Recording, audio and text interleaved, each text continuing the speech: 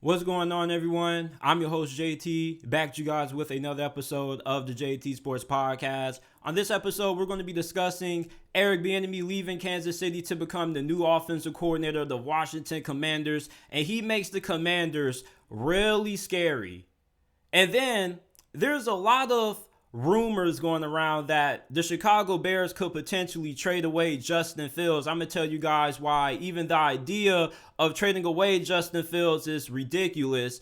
And then Deion Sanders has a really tough season ahead of him, his first year as the head coach of Colorado football. We're going to talk about that, but before we get into it, if you haven't already, make sure that you like the video, subscribe to the channel. We upload NFL and college football content daily. Make sure that you check out the JT Sports Podcast, available on all podcasting platforms: Apple, Google, Spotify, Amazon. Wherever you get your podcast from, you can find the JT Sports Podcast. If you enjoyed this episode, leave us with a 5-star review. Share the podcast on all of your social media platforms with your friends, family, acquaintances. We would greatly appreciate it. Eric Bieniemy leaving Kansas City to become the offensive coordinator for the Washington Commanders has many people confused. And I get your confusion. Why would Eric Bieniemy leave an organization that he just won 2 Super Bowls with, leave the best quarterback in the NFL, along with one of the best head coaches in the league in Andy Reid,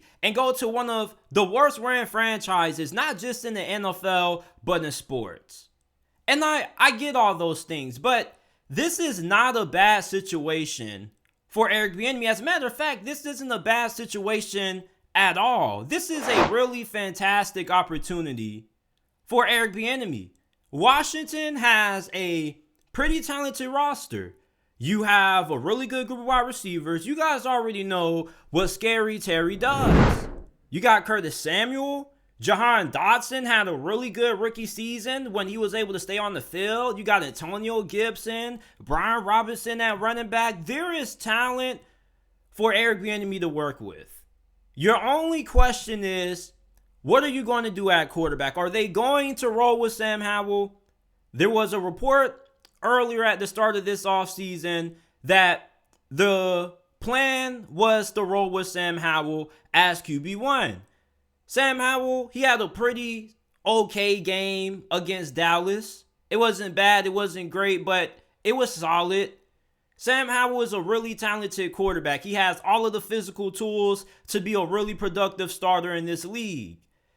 Don't forget, Sam Howell, prior to his final season at UNC, he was projected to be one of the first quarterbacks coming off the board, along with Spencer Rattler. But Spencer Rattler and him, their seasons that year didn't go as planned. Spencer Rattler got benched, and Sam Howell was held back by just not having a great team around him at North Carolina. But when he was coming out of high school, he was a top 100 player. He is arguably the best quarterback in UNC football history. He kind of helped change the perception of North Carolina. Before Sam Howell got there, people just viewed North Carolina as a basketball school. And then when Sam Howell arrived, just from his freshman year, he helped change North Carolina from being perceived as just a basketball school to being viewed as somewhat of a respectable football school. I think Sam Howell with Eric Bieniemy, they could work together. They could cook. Now, if you want to go out there and you want to get you a Derek Carr or a Jimmy Garoppolo, that could work also. But I think Sam Howell has more upside than Derek Carr and Jimmy Garoppolo. And Eric Bieniemy, he's a fantastic offensive coordinator. And I think for Sam Howell, him being able to work with Eric Bieniemy is going to be able to help him greatly in his development.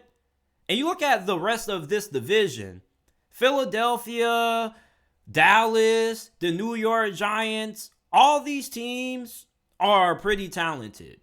The New York Giants, they're not as talented as Washington, in my opinion, or Dallas, but they're going to end up improving. And Brian Daboll, we saw the job that he did in year 1. He's probably going to do an even better job in year 2 with a more improved roster.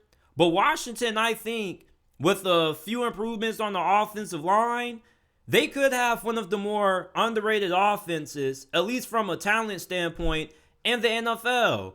people are making it seem like Eric Bieniemy is going to Washington and he's completely being set up to fail. Listen, it's upsetting that Eric Bieniemy has to go through all of this to become an NFL head coach, but you got to understand something. Eric Bieniemy, there are some reports out there that he doesn't interview well. We already know he has a little bit of some history off the field. And plus, that also is taken into account when it comes to deciding who ends up getting these head coaching jobs. A guy like DeMeco Ryans or Robert Saleh, who doesn't have the kind of off-the-field incidents like Eric Bieniemy does, they're going to have a little bit of an easier time getting those head coaching jobs than Eric Bieniemy. Plus, you got to take into the account that some people don't know just how much of influence he had on Kansas City's offense and their play calling. Now, Eric Bieniemy, I don't have any questions about him as a play caller, although we don't know just how much he was responsible for the play calling in Kansas City. We don't know how much of the plays Andy Reid called and how much Eric Bieniemy contributed to the play calling. But there was a report out there that Eric Bieniemy found something that was eventually used to help Kansas City win the Super Bowl against Philadelphia. So you know those two wide open red zone touchdowns that Kansas City had to Sky Moore and Kadarius Toney, the motion plays that they used to score those touchdowns. So apparently Eric Bieniemy was able to find out that those two plays the Philadelphia Eagles struggled against when they played the Jacksonville Jaguars. He brought that to the staff's attention. And I believe that Chad Henne said this in an article that he did with The Athletic, that Eric Bieniemy helped bring that to the staff's attention, and eventually they game planned around it, and eventually it was used against Philadelphia to help them win the Super Bowl. So Eric Bieniemy, this guy has a fantastic football mind. He is a great play caller, in my opinion. He's been around Andy Reid. Doug Peterson was successful coming from this Andy Reid coaching tree. Matt Nagy, he wasn't all that great, but I think Eric Bieniemy, I don't question his football mind. Patrick Mahomes, Travis Kelce, they always have high things to say, or they always hold him in high regard when it comes to his football mind. Now, the thing is with Eric Bieniemy is his ability to get along with people. Now, some people have reportedly said that Eric Bieniemy kind of has a tendency to get into some arguments with his players. So, prime example was LaShawn McCoy when he called out Eric Bieniemy for, a couple of arguments that he had with players during his time there. Some people feel it was just LaShawn McCoy being a little salty, but also Patrick Mahomes and Eric Bieniemy exchanged some words recently during the past regular season. And they also had some words during the halftime of the AFC Championship game when they were playing the Cincinnati Bengals the year that the Bengals lost to the Rams in the Super Bowl. So Eric Bieniemy, he's going to Washington to prove himself. And if Eric Bieniemy ends up being the coach that we all believe him to be, or most of us believe him to be, Washington could potentially end up being Super Bowl contenders. And that may sound a little bit crazy and ludicrous to say, but Washington last year, honestly, was 2 or 3 games away from being the playoff team. And most of those games that they lost were due to the fact that they didn't have all that great quarterback play. And despite not receiving good quarterback play, there were still a handful of games that they still had the opportunity to win. Ron Rivera, I have a lot of questions about him as a head coach. I don't think he's all that good. But at the same time, the fact that he was able to get rid of the previous OC, Scott Turner, and bring in a guy like Eric Bieniemy who's going to be able to innovate the offense, I think that's a sign that Ron Rivera is knowing what it takes now to build a championship team. He's kind of starting to shift his philosophy. And maybe Ron Rivera thought he was going to have a little bit more time, so maybe he was thinking that Scott Turner would end up improving over the next couple of years. But now with the team about to be sold to new ownership, Ron Rivera now has to have a certain amount of urgency. Because when the new owners come in there, they most likely going to want to bring in their own guy. And unless Ron Rivera is able to have some success, he has to be able to win. And getting a guy like Eric Bieniemy, some people will consider this high risk, high reward. I kind of think it's low risk because I don't really have any questions about Eric Bieniemy as a play caller. It's not like he never called plays in Kansas City. He has called plays. It's just that he hasn't fully called plays for like the whole entire season or for like a whole entire game or something like that. I don't really know how they divvy up or decided the play calling responsibilities, but now in Washington, we know that he's going to have full control of the offense and that whatever success the Commanders have on offense is mainly going to be due to his play calling. The NFL offseason, as we all know, can be really wild at times. It's like a action movie. There's always something going on. You have the NFL draft, you have NFL free agency, and then you have my favorite part about it all, the trade speculation. Because it seems like every offseason, there's always a good amount of big name players who potentially could get traded, and then they never end up going anywhere. Now, this year, there are rumors circulating around that the Chicago Bears potentially could trade away Justin Fields. Now, I don't know why these rumors are even out there, probably for views and clickbait, because I think there's no way in hell the Chicago Bears move on from Justin, Mr. Timothy Fields. And even the idea of Chicago trading Justin Fields and replacing him with Bryce Young just sounds really stupid to me. And I get that Bryce Young, in a lot of people's eyes, is viewed as one of the greatest quarterback prospects coming out of the NFL draft, and I would agree with that. Even though he is undersized, I believe that he is an incredible player. But at the same time, though, he still has yet to take in a snap in the NFL, and it is dumb to assume that Bryce Young is better than Justin Fields, because essentially, if you're trading Justin Fields and replacing him with Bryce Young, that's what you're saying. You're saying that right now, Bryce Young is a better quarterback than Justin Fields. And the people who are making the argument for why the Chicago Bears should consider it, they say, well, Justin Fields is inaccurate. Who was he throwing to? Darnell Mooney? He was hurt. And even when he was on the field, he wasn't even a true number one. And then you get Chase Claypool, and the dude just disappeared. And as a Steeler fan, thank you. We greatly appreciate it. If you watch the Chicago Bears, the only thing that made the Bears worth watching was Justin Fields. It was the Justin Timothy Fields show. Did you not see that touchdown that he had against the Philadelphia Eagles when he damn near got his neck broke? He broke out the sack, and then he ended up doing some crazy moves in the open field, and it was just off to the races. When Justin Fields gets going, I promise to God, this dude is like, you ever seen that train movie Unstoppable with Denzel Washington in it, and they trying to stop the train that's driving by itself? I don't know who is driving it. Maybe it was the ghost or spirit or something, but something was driving that train by itself, and they couldn't stop it. That's Justin Fields. When Justin Fields gets going, this dude is really hard to stop. He's like a bull. You guys see the bull? You guys, I don't know how many of you guys used to watch the little bullfighting things growing up as a child, but I used to be a big fan of bullfighting. So they'll fight these bulls, and then I also was a big fan of bull riding. And when the bull ended up throwing the dude off and ended up trying to attack somebody, it was doggone near unstoppable. It took like 3-4 people to get that thing back in the cage.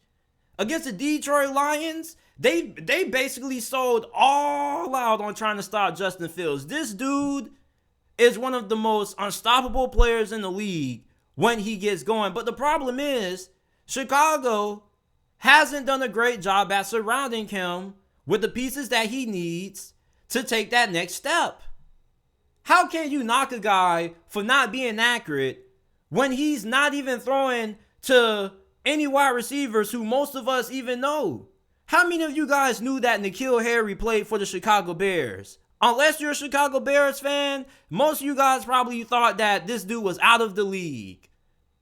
I mean, if people are going to knock Justin Fields for his accuracy, can we at least be fair and say that he completed 60% of his passes throwing to Chase Claypool, Darnell Mooney. Like, come on, man. Meanwhile, we got Jalen Hurts throwing to A.J. Brown, Devontae Smith. Hell, even Lamar Jackson, even though he ain't have no receivers, at least he has Mark Andrews. People talking about he got Cole Kmet. Cole Kmet didn't really come on until like late in the season. Justin Fields needs help. And for the Chicago Bears, trading away Justin Fields would be them going back to stage one. Because then you're, once again, putting yourself in a situation where you have to design the offense around a different quarterback. And earlier this season, Luke Getsy, the Chicago Bears offensive coordinator, he got a lot of backlash earlier this season from not just Bears fans, but people in the national media in general for struggling to find out a way to build an offense tailored around Justin Fields' strengths. Now, it took a while, but eventually they got things going. So eventually, you trade Justin Fields, you got to do the same thing over again. And like I said, even though we all believe that Bryce Young is going to be successful, there's no guarantee. Plus, the dude is injury prone. And you can say, well, JT, Justin Fields has missed time with injuries. Cool. But who do you think is going to be more prone to injury? A guy who's built like wet sandpaper? Or a guy who's 6'4", 200 and something pounds, and built like a running back at quarterback? I mean, come on. For the Chicago Bears, trading Justin Fields just really wouldn't make a lot of sense in the grand scheme of things. Yes, you probably could say, well, JT, we had the number 1 overall pick. We take Bryce Young and we trade Justin Fields for more picks. Then okay, but you would end up putting all your faith and somebody who has yet to take in a single NFL snap, and plus somebody who we have concerns about their ability to stay healthy. You could trade that number 1 overall pick and get so many different assets, and plus still keep Justin Fields. You already have your franchise quarterback. I don't really think there should be any questions about if Justin Fields is or is not the guy. If for the people who are saying, well, Justin Fields is only going to be a mid-average quarterback, I disagree with that. Did you not watch the Chicago Bears this season? The only reason why they had the opportunity to win some of the games that they did was because of Justin Fields.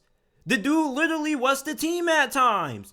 Outside of Justin Fields, Khalil Herbert, and David Montgomery, that was it for the Chicago Bears. Really, the main way the Chicago Bears were moving the football was by running the football. And you can say, well, JT's not accurate. I mean, his receivers aren't really doing them no favors. And even when Darnell Mooney was healthy, he wasn't even all that great. And I would know because I had him on my fantasy football squad. I believed the hype. I thought that Darnell Mooney was going to break out this year, and he ain't really do anything. And yeah, I understand that Justin Fields, he ain't perfect. But I mean, you got to give some man the help. You got to give Justin Fields some assistance. Give Justin Fields some customer service. It's not that hard to make a couple of phone calls, get DeAndre Hopkins in there, spend a little money in free agency to go ahead and get a true number 2 receiver. It doesn't take that much to get a couple of quality offensive linemen in there. Why is it that bad franchises have a hard time understanding that to win in the league, you have to build around your quarterback? It's no point of drafting a quarterback and only letting him develop for 1 or 2 years and then replacing him with another quarterback. What sense does that make? That makes no sense. Even the idea of thinking about trading Justin Timothy Fields is stupid. When you have a franchise guy, you commit to him. Justin Fields at this point has proven that he's not a bust.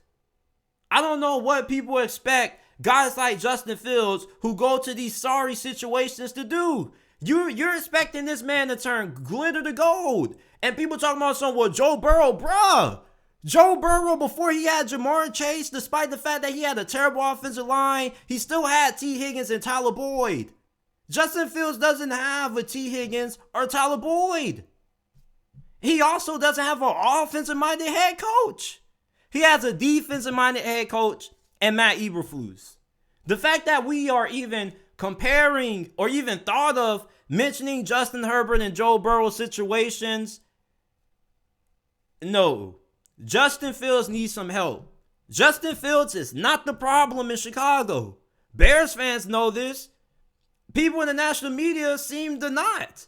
Are they watching the games? I promise you, a lot of these people who are saying that the Bears need to trade Justin Fields because he isn't going to be all that great haven't watched too many Bears games. If you have watched a couple of Bears games, you would know that Justin Fields probably was the sole reason for why Chicago even had the opportunity to win the amount of games that they did.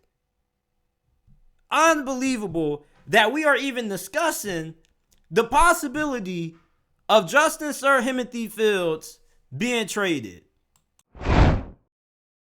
Coach Prime in Colorado have been making a lot of moves since Deion first got hired to Boulder. Number 1 transfer portal class, flipped 5-star cornerback Cormani McClain from Miami.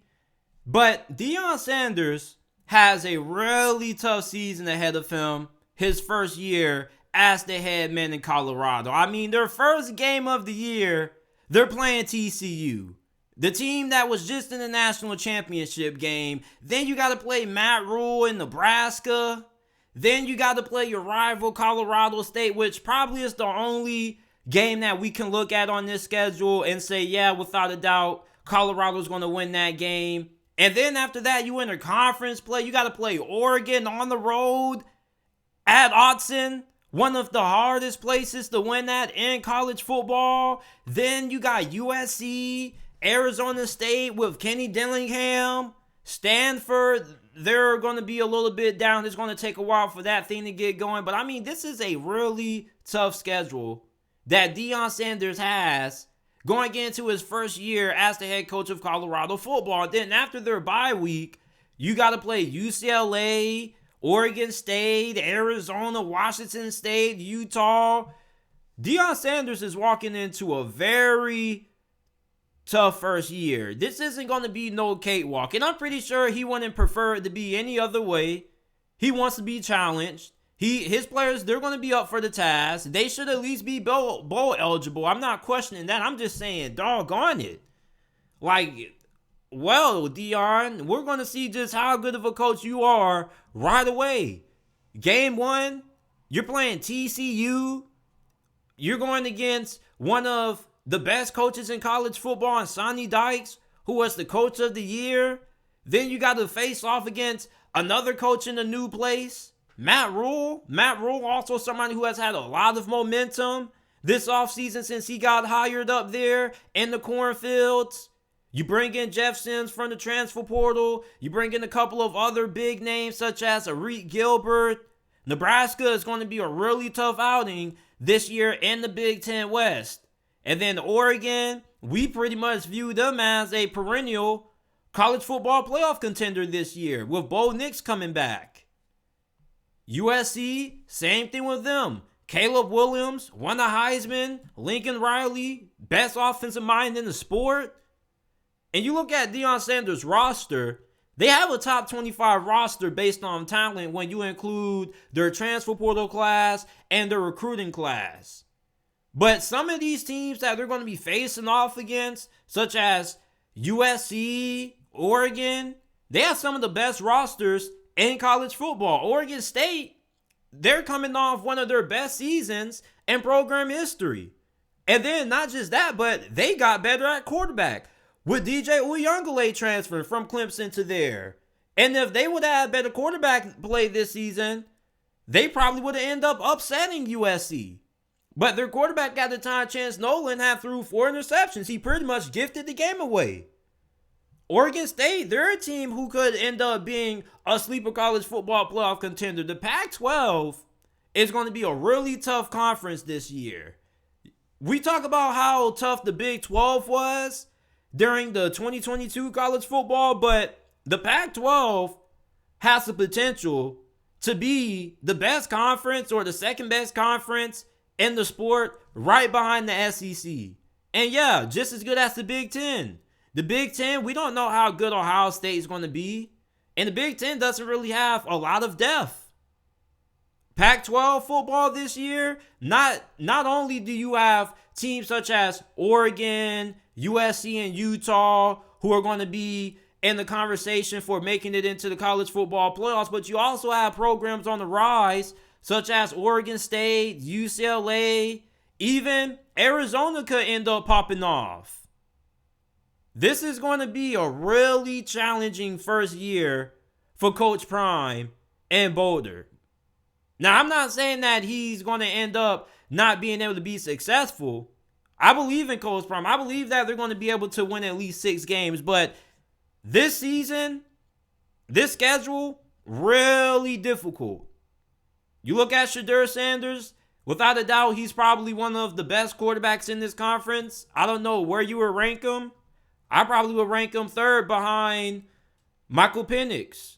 You have Bo Nix, Caleb Williams ahead of him, but that's really about it. So Shedeur, not the third, but fourth best quarterback in this conference.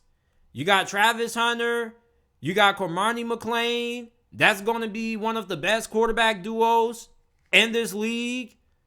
And then not just that, but the Pac-12 didn't really have a lot of great defense. As a matter of fact, the best defensive team in this conference was Oregon State. So for Colorado, it's not like this is just a completely tough schedule and they don't have a shot. But this conference this year, the Pac-12, a large reason why they've had a hard time getting teams into the playoffs is because late in the season, they end up taking losses to teams that you never would expect them to lose to. Like Utah beating Oregon twice in the fashion that they did. Nobody would have expected that. I'm not talking about this past season. I'm talking about the previous season when they had Mario Cristobal before he left for South Beach. Many people thought that Oregon, they were going to end up making it because they had beat Ohio State and all they had to do was win out. And then they played Utah and they got clobbered twice. This is a really difficult conference. And what's even more difficult is being able to win late in the year when you end up getting a lot of hype. Normally, teams in this conference that end up struggling are the teams that end up being highly ranked. They get into that top 10, top 5 conversation, and all they have to do is win out and they control their own destiny, and they end up slipping up down the stretch. Coach Prime, Colorado, they got a really difficult first season coming up under Deion Sanders in his first season as their head coach. Are they going to be able to get up for it? You guys let me know how you guys feel about Deion Sanders. What are you expecting out of Colorado football year 1 under Coach Prime? Let me know down in the comment section down below. And I appreciate you guys for listening to this episode of the JT Sports Podcast. Remember that you can listen to the JT Sports Podcast on all podcasting platforms, wherever you get your podcast from. Apple, Google, Spotify, Amazon, the JT Sports Podcast is available. If you enjoyed this episode, leave a 5-star review. Greatly would appreciate it. Share this episode with your friends, family members, and acquaintances. And I will see you guys shortly with another episode of the JT Sports Podcast.